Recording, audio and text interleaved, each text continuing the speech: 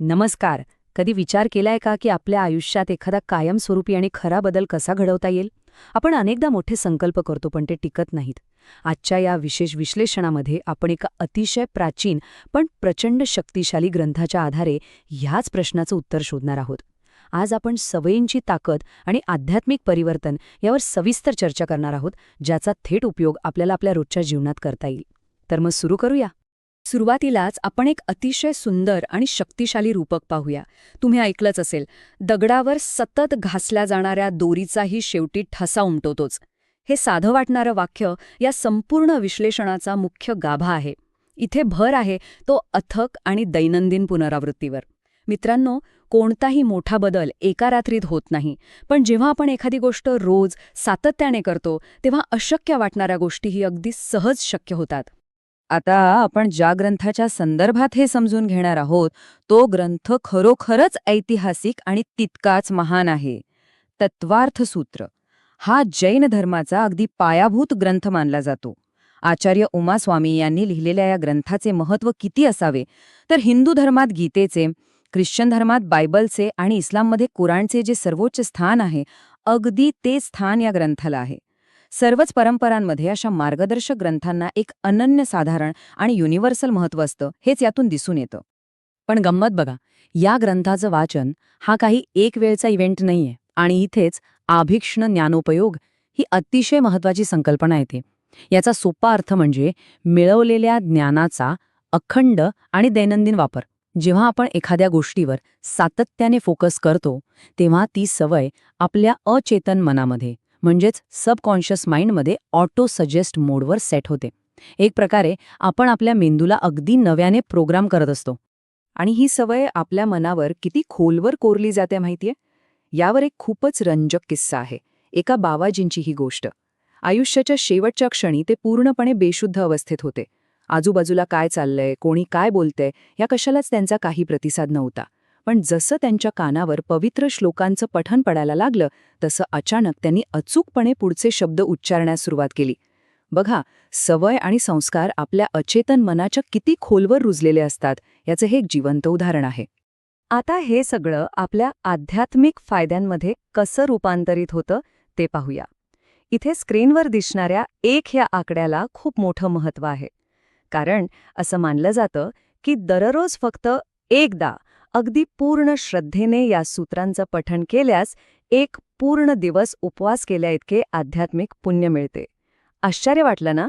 म्हणजे शारीरिक उपवासापेक्षाही मनाच्या एकाग्रतेला आणि ज्ञानाच्या साधनेला इथे किती मोठं आणि अद्भुत महत्त्व दिलं गेलंय हे यातून स्पष्ट होतं. या पठणाचे फायदे खरंच खूप प्रात्यक्षिक आहेत. सगळ्यात मुख्य म्हणजे पठण करण्याच्या त्या विशिष्ट वेळेत आपलं मन नकारात्मक कृती, खोटं बोलणं किंवा इतर वाईट विचारांपासून पूर्णपणे सुरक्षित राहतं. हे नकारात्मक कर्मांचा म्हणजेच आश्रवाचा संचय थांबवतं. तुमची एकाग्रता वाढते आणि राग किंवा चिडचिड आपोआप कमी होऊ लागते. थोडक्यात सांगायचं तर हे सूत्र आपल्या भरकटणाऱ्या मनासाठी एका भक्कम अँकरसारखं काम करतं. चला, हे सगळं एका प्रत्यक्ष उदाहरणातून समजून घेऊया. ही बीना कुटुंबाची कथा आहे. हे कुटुंब प्रचंड आर्थिक कर्जाच्या ओझ्याखाली दबून गेलं होतं. अशावेळी एका विद्वानाने त्यांना दररोज पहाटे लवकर उठून ह्या सूत्रांचं पठण करण्याचा खंबीर संकल्प घेण्याचा सल्ला दिला. आणि तुम्हाला खोटं वाटेल, पण या शिस्तबद्ध आणि सातत्यपूर्ण सवयीमुळे अवघ्या 7 दिवसात त्यांच्या परिस्थितीत चमत्कारिक बदल झाला. ते कर्जातून आणि गरिबीतून पूर्णपणे मुक्त झाले. एक छोटीशी शिस्तबद्ध सवय तुमचं वास्तव कसं बदलू शकते हे यातून सिद्ध होतं. आता हे ऐकून तुम्हाला साहजिकच प्रश्न पडला असेल की यासाठी नक्की किती वेळ द्यावा लागेल? तर ग्रंथात एकूण 357 सूत्रे आहेत आणि एका सूत्राचं पठण करण्यासाठी 1 सेकंदापेक्षाही कमी वेळ लागतो. विचार करा, यातून मिळणारे मानसिक आणि आध्यात्मिक फायदे डोंगरा एवढे आहेत, पण त्या तुलनेत यासाठी लागणारा वेळ आणि तुमची मेहनत खरोखरच अगदी नगण्य आहे. पण इथे एक महत्त्वाचा ट्विस्ट आहे. नुसतं घाईघाईने वाचून संपवणं हा याचा उद्देश नाहीये. एका ऐतिहासिक आचार्यांनी असा सल्ला दिला होता की एकाच सूत्राचा 108 वेळा जप करावा. आता असं का? कारण केवळ वरवरचं वाचन करण्यापेक्षा त्या एका सूत्राचा अर्थ अगदी मुळापासून आणि खोलवर समजून घेणं जास्त महत्त्वाचं आहे. ज्ञानावर पूर्ण प्रभुत्व मिळवण्याचा हा एक अत्यंत प्रभावी मार्ग आहे. चला तर मग, आता या ग्रंथाच्या आत नेमकं काय दडलंय त्याची रचना कशी आहे ते पाहूया. पहिले 4 अध्याय अतिशय पायाभूत आहेत. पहिला आणि दुसरा अध्याय आपल्याला आत्म्याचं स्वरूप आणि ज्ञानाची सखोल माहिती देतो. तर तिसरा आणि चौथा अध्याय संपूर्ण विश्वाची रचना, स्वर्गीय प्राणी आणि वेगवेगळ्या लोकांचा भूगोल अतिशय भव्य प्रकारे स्पष्ट करतो. इथून पुढचा विषय विश्वाच्या भौतिक यंत्रणेकडे वळतो आणि हा भाग खूपच क्रिटिकल आहे. 5वा अध्याय सर्व निर्जीव घटकांबद्दल बोलतो, तर 6वा आणि 7वा अध्याय हे स्पष्ट करतो की आपल्या मानवी कृती, आपले विचार, कर्मांना आपल्याकडे कसे खेचून आणतात. यालाच आश्रव म्हटलंय. आपले आचरण आणि कर्माचा थेट संबंध इथे अतिशय तांत्रिक आणि अचूकपणे उलगडून सांगितला आहे. आणि मग आपण पोहोचतो या आध्यात्मिक प्रवासाच्या अंतिम टप्प्यावर. 8वा आणि 9वा अध्याय आपल्याला सांगतो की एकदा जमा झालेलं कर्म नष्ट कसं करायचं, ज्याला निर्झरा म्हणतात, त्याची अचूक आध्यात्मिक यंत्रणा इथे दिली आहे.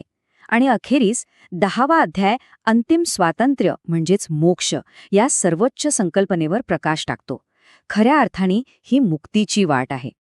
आता जर या संपूर्ण ज्ञानाचं सार सांगायचं झालं तर आपण असं म्हणू शकतो की ही अतिशय लहान आणि संक्षिप्त सूत्र एका बीजासारखे काम करतात. ज्याप्रमाणे एका छोट्याशा मोहरीच्या दाण्यात संपूर्ण समुद्र सामावलेला असावा किंवा एका लहानग्या बीजात एक भव्य वटवृक्ष लपलेला असतो, अगदी तसंच या छोट्या सूत्रांमध्ये संपूर्ण विश्वाला व्यापणारं प्रचंड मोठं तत्वज्ञान सामावलेलं आहे. आता हे सगळं समजून घेतल्यानंतर आपल्या समोर एक अतिशय स्पष्ट आणि मोठा पर्याय उभा राहतो.